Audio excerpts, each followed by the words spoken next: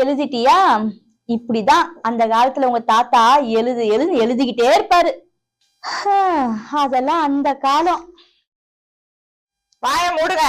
சும்மா அந்த காலம் இந்த காலம் உங்க வீட்டுக்கு அதெல்லாம் இங்க யாராவது கேட்டாங்களா? அதெல்லாம் என் பொண்ணுகிட்ட சொல்லாதீங்க. இப்ப என்ன தேடி நான் சொல்லிட்டேன், இப்படி சண்டைக்கு வர? ஏன் என் பேத்தி கிட்ட பேசக்கூடாதா? எதுவும் சொல்லக்கூடாதா? ஆமா, சொல்லி கிழிச்ச. சும்மா எப்ப பார்த்தாலும் நைய நைய நைய நையன்னுக்கிட்டு அந்த கதை இந்த கதை. உன் வீட்டு கதை தான் இப்ப கேட்டாங்களா இங்க?